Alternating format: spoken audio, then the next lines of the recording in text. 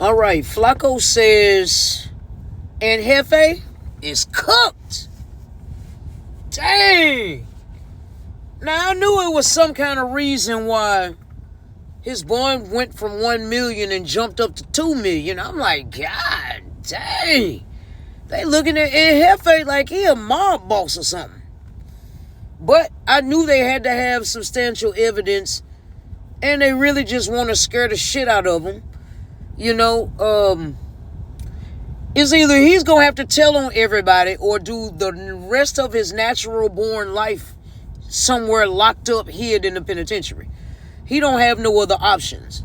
And ladies and gentlemen, this is what they really mean when they say California squeeze. They trying to squeeze in Jefe. Dang! New police document just confirmed this No Jumper host is probably going to spend the rest of his life in prison. I'm not happy about this. I'm pretty sad because I really liked Jefe. But somebody got to tell y'all the truth, man. Somebody got to be realistic with you guys. I really like Jefe. I can vouch for this man's character. Jefe is a good dude, but good people make bad mistakes. And that bad mistake that he made on January 31st, unfortunately, is a bad mistake that I don't think he can overcome. When it was initially reported that young Jefe was arrested for the murder of Car Terrell, who's another A-Tray Gangsta Crip, the initial details that came out from young Jefe's family was he was innocent. It was a wrong place at the wrong time situation. He didn't participate or do nothing that resulted in anybody's death. He didn't put hands on anybody. He was simply present, and now young Jefe is in jail because the police is trying to frame him. I was ready to put on my marching boots and protest this unjust arrest. And then the police dropped the statement for probable cause, and let's just say nothing the family said took place actually took place. Young Jefe, unfortunately, everything is on camera. Everything is in 4K. Young Jefe was not just a bystander. Young Jefe was not just minding his business. According to the statement for probable cause, young Jefe was a participator. Young Jefe was an orchestrator. Young Jefe was a participant. And young Jefe may have delivered the final blow that ultimately caused the death of this man. He did 8 years in the federal prison because his people in his community told on him. See, this is why you know he's not using his mind and his brain. If they told on you once, they're telling you again. And then reading this paperwork that's up, to go on the 100 Show IG channel, you'll see it up, is one of his homeboys telling on him. See, 3 people got arrested. 2 still in there. 1 they let go 2 days later. The one that they say Jefe instructed to go over there and search dude's car and get the bag of money that everybody knows he keeps in there as he accumulates his monthly rent to pay for his space in that lot. Oh, it also says Jefe's on video assaulting this man and hitting him in his upper body area, head, chest, so on and so forth. So this is why the million got bumped up to 2,050,000, because not only are you the one assaulting the man, one of their assailants, but they also saying that you instructed the other man to go and carry out a robbery on this man. Special circumstances. The only hope that young Jefe really has here is the question, if it's on camera and you guys had an arrest warrant out for young Jefe, I think April 1st, why did it take almost a month or so to finally arrest young Jefe? He's a public figure. He goes live on No Jumper every Tuesday. Y'all knew where he was at. Y'all had the arrest warrant out for him since like April 1st or April 2nd. Why did it take a month for you guys to finally go and get him?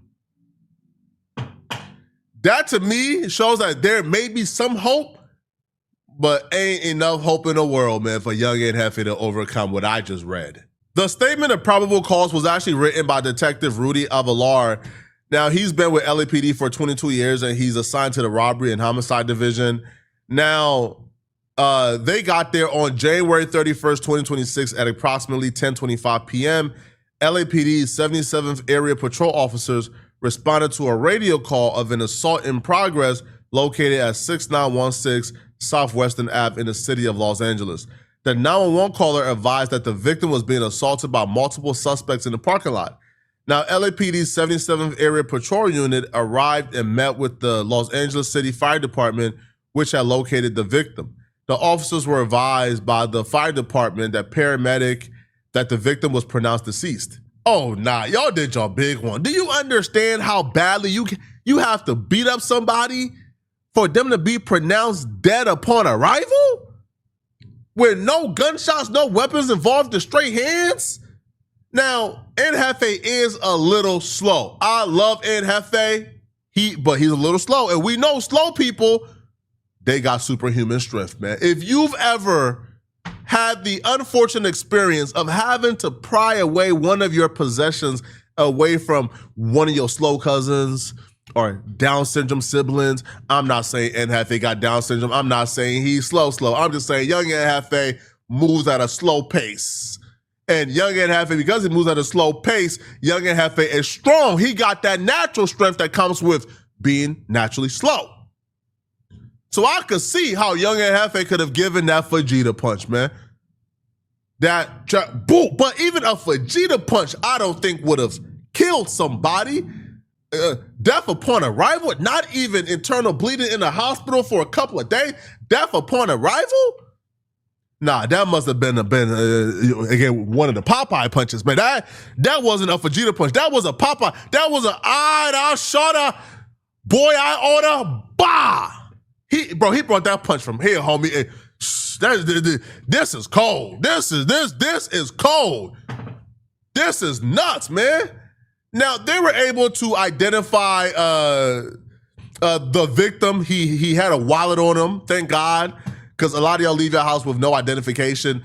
They found like 6 pieces of evidence at the crime scene, broken jewelry, and a set of veneers, which I would imagine belonged to the victim. Once they identified him, the girlfriend of the victim walked up. Now, she was not there. She didn't witness it. And if she did, I'll be real, that was even more cold, man. You whooped this man out in front of his girl. But apparently the girl was not there. Now, she walked up to the police. The police said she was under some substance, man, either alcohol or drugs. She was out of her mind, man, but she was kind of frantic. Now, she tells the police that she didn't watch it. However, she told the police what another unidentified woman has told her. But the police do not consider the girlfriend a witness. So, again, they was approached by this woman right here, by Grisby. Now, when she was approached, Grisby, the victim's girlfriend, told the police that he was beat up and assaulted by his own gang, A-Tray Gangsta Crips. But she would not elaborate when questioned further. And she would say she only noticed because another woman who's unidentified told her. Now, this is where it gets really bad for Jefe. This is where it gets unbelievably bad for Jefe, okay? So detectives recovered surveillance video from the crime scene. Surveillance video captured the victim arriving at the parking lot around 6:20 p.m. The first suspect arrives at approximately 7 p.m. More suspects arrive and congregate with the victim for about 10 minutes until the assault occurred at approximately 9:45 p.m. So that would mean they arrived at 9:35 p.m. They talked for like 10 minutes, and then the assault happened, which will kind of lead into a DP because, again, people were saying this could not be a DP due to how they did them, right? Like, you don't DP somebody and then just leave them there, right? Like, a DP is supposed to be, okay, bro, we gave you your discipline and your issue, now let's hug it out and go back to being normal. But when you, like, beat him up as badly as they beat him up, left him there, robbed his vehicle, and then left, that's not a DP. But from what it's looking right here, it looks like he was expecting them to pull up on him. So it looks like whatever took place was something that they had planned. So, like, just them pulling up and talking to him first and congregating and him expecting them tells me that this was a DP gone wrong. So, again, more suspects arrived and congregated with the victim for about 10 minutes until the assault occurred at approximately 9:45 p.m. It appeared as if the victim knew some of the suspects. Surveillance video captured the victim being assaulted by multiple suspects in the parking lot. At one point, one suspect continually kicks the victim in the head as he is on the ground. This explains why Melvin Farmer, the man who damn near started A-Trace, why he came out and said ain't nothing gangster about brutalizing a 51-year-old. Because, you will think this was like an enemy or something. Now, I understand that if this was a man who was an op, you do your op like, but even if he's like an op, you don't kick your op multiple times in the head. You was trying to kill him. Like, that right there to me is intentional murder. Because if you're not trying to murder somebody, why are you kicking them multiple times in the head while they're underground and like unable to defend themselves? This is barbaric, man. It gets worse though. So one suspect continually kicks the victim in the head as he is on the ground. Video surveillance also captured these suspects opening and searching the victim's vehicle as he lays unconscious. Yeah, the crazy part is you trying to keep it real with these niggas and sold you out already, man. And Jefe, man. Dang. And they say they got this nigga on 4K. How can your lawyer fight that? Yeah, man. How can your lawyer fight that, man? It's just, I think Flacco right. Go ahead and save your money. Unless you're about to just tell them about some unknown, know-aboutable shit. About some dead bodies, or you finna just tell on, cartel, or they squeezing you, Aunt Jefe. They squeezing you. And you're already been on federal parole. Man, it's a bad situation. I don't think this was a DP, bruh. I think the victim probably thought it was a DP, but they pulled up looking to murder this man. Removing unknown property from the vehicle, all suspects are seen fleeing in multiple vehicles. The victim remained on the ground until he was pronounced deceased by LAFD at 10:34 p.m. The video suggested that the suspects knew the victim. Detectives met with the victim's wife. Hold on, bro. He had a girlfriend and a wife? Hold on, bro. Hold on. Yo, y'all messy for this, man. All right. Now, the victim's wife, who disclosed that the victim worked at an unlicensed cannabis shop near Florence Ave and Normandy Ave, the owner advised her that the victim would hold on to the rent money and keep it in a bag inside his vehicle. She was given the information by the shop owner, whom she knew as Pops. Detectives spoke with Pops, who confirmed that the victim worked at his shop and would keep rent money in his vehicle.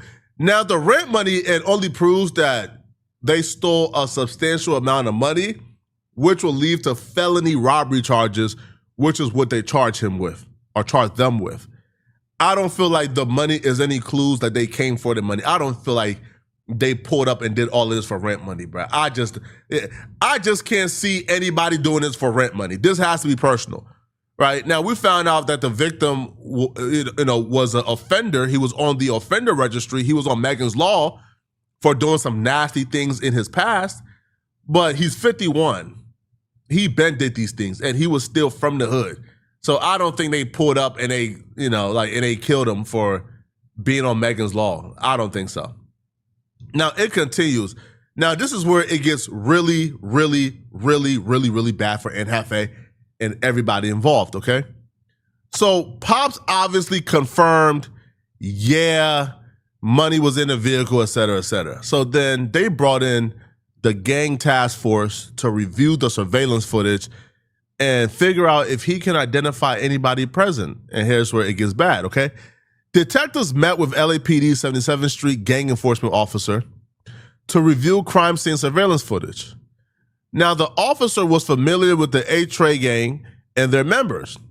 He identified one of the suspects from the surveillance vehicle who was captured stomping on the victim's head multiple times. He identified him as Johnny Gray, a documented A-Tray gang member known as Northface. He was familiar with Gray from prior encounters and had observed him at the crime scene parking lot on prior occasions. He also advised that Gray drove a gray sedan. Johnny Gray had an '07 Lexus registered to him. that resembled a vehicle seen leaving a crime scene. Again, everything is on camera, bruh. Everything is on camera. They is cooked. Yo, there's no way out of this, bruh. Y'all are on camera beating up and brutalizing somebody until they pass away, until they are dead. Y'all faces is on camera. Y'all cars are on camera. Everything y'all did is on camera. 1,001%. Take the plea deal, take your time, and go away. If you about to go to court and fight our surveillance footage of you doing this, good luck. Now, they says that, that not only was his vehicle there, he was identified on camera, his face was there, but his cell phone also pinged back to the crime scene. Now, they identified Gray, and he also identified 2 other people seen in the recovered surveillance video. This is where Jefe gets identified. And Jefe, and let's make it clear, this news that Jefe was a bystander,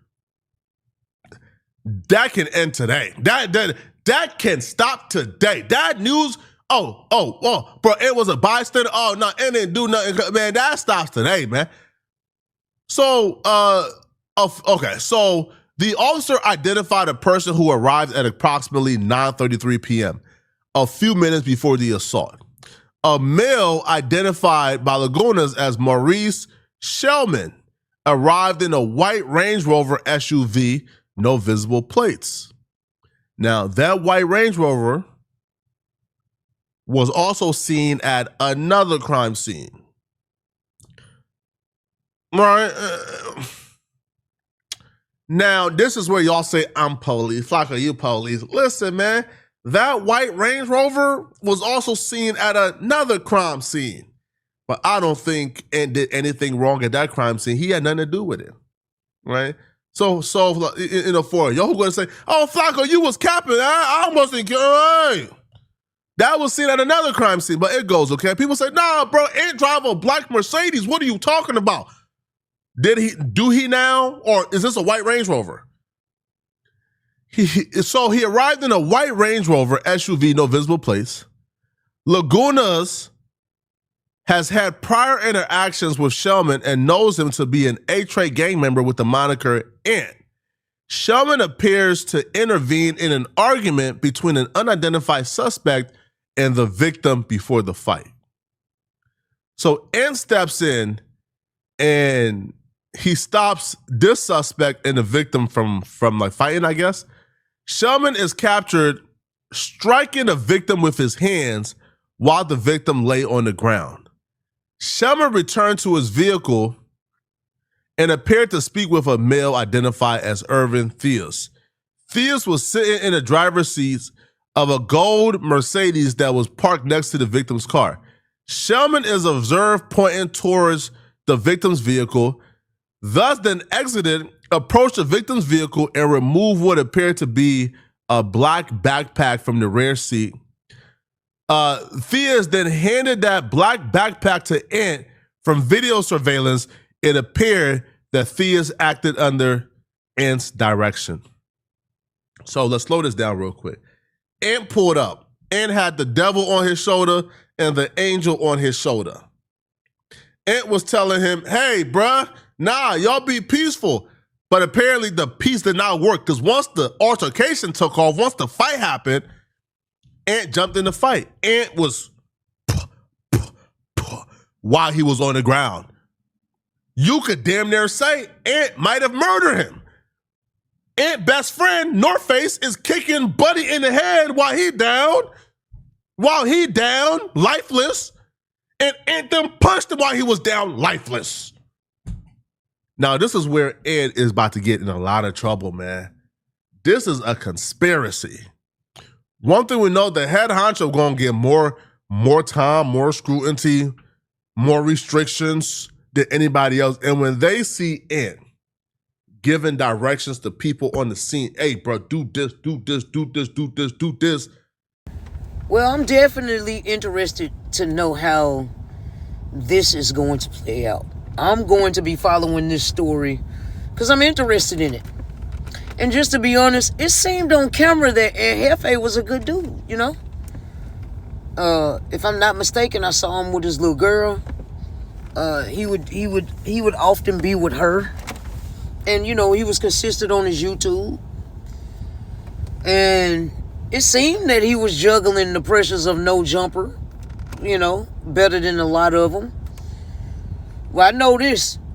Wack doing a lot of talking, but Wack didn't ever want to get his fight on with Jefe. And Jefe was serious with Wack at one point in time, not too long ago. I do remember that. Yeah, I'm interested to see how this is gonna play out.